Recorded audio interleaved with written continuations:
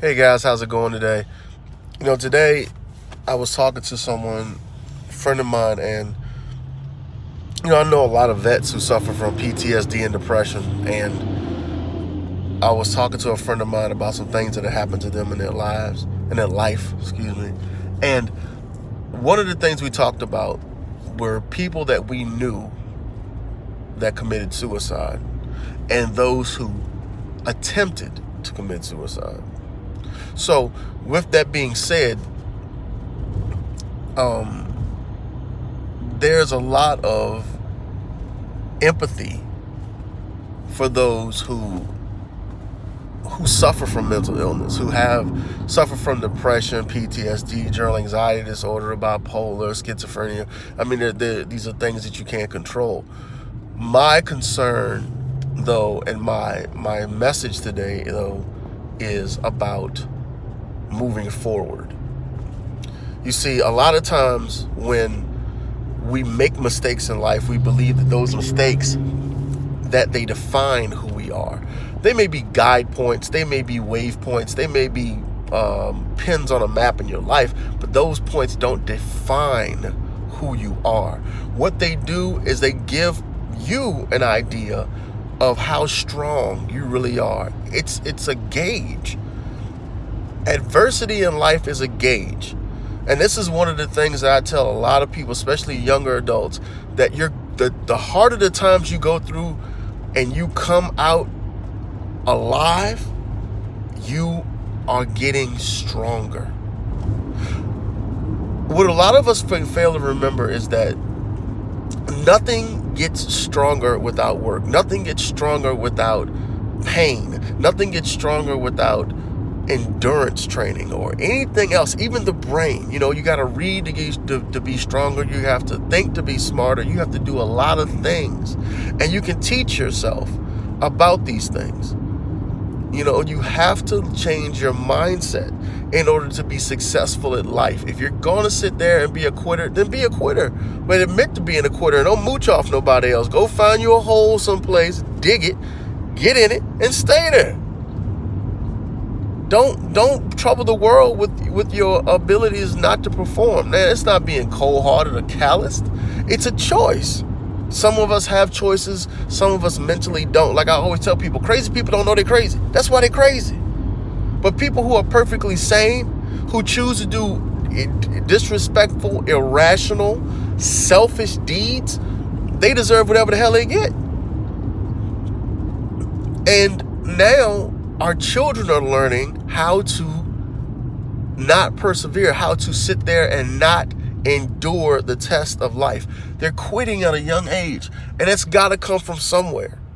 The suicide rate in young kids is off the charts. Where the hell does a 8, 9, 10, 12-year-old get the idea to kill themselves because someone's treating them bad at school? Where?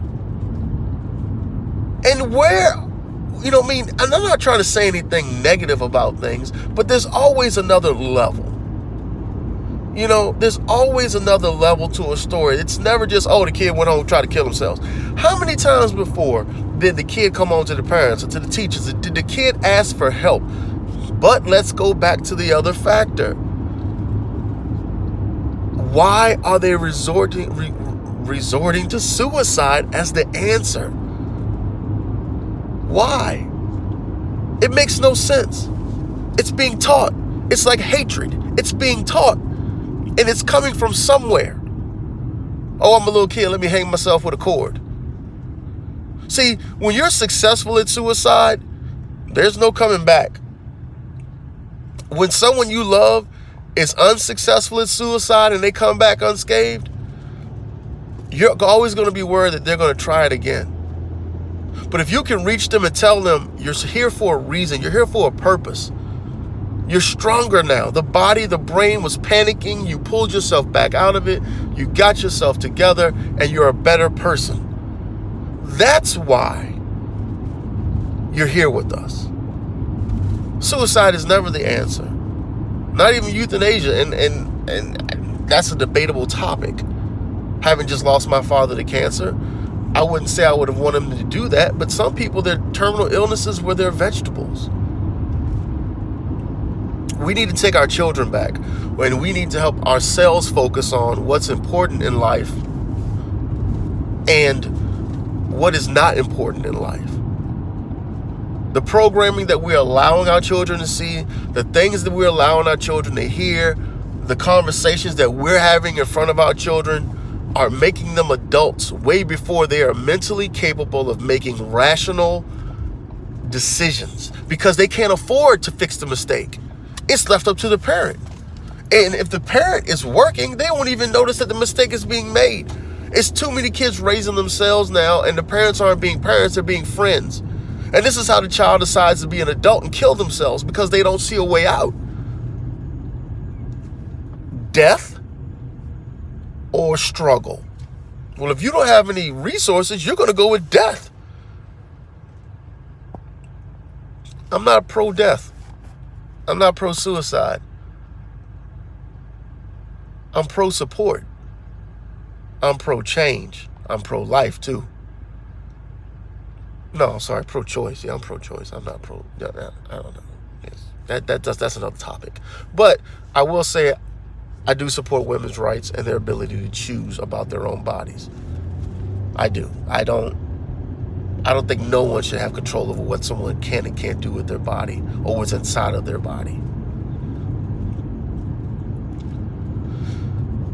It just hit home, you know.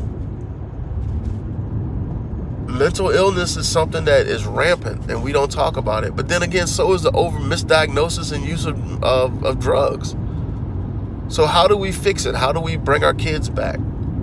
How do we bring our neighborhoods back? How do we save our children from the demons that we brought with us? And a lot of times, we don't even realize that they're there. A lot of people don't believe in smudging. You should smudge your house once a month.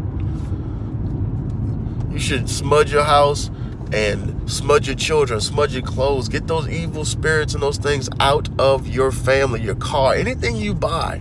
Like, and I'm not going off the rails to the right. What I'm saying is there are some things that are if people believe in God, they believe in the Holy Spirit, then why won't you believe in that? All prayer is verbal smudging. Something to think about. But what you really need to think about is, how are we going to get our kids back? And if you're suffering from mental illness, I got this message for you. Don't quit. Don't give up. Fight. Figure out a way. Lean on someone. Pull on somebody. Talk to somebody. Call counselors. Every counseling service will give you a free hour or whatever around the country. And some services just talk to you. Figure it out. If you got to take meds for a little bit of time, give yourself a time frame.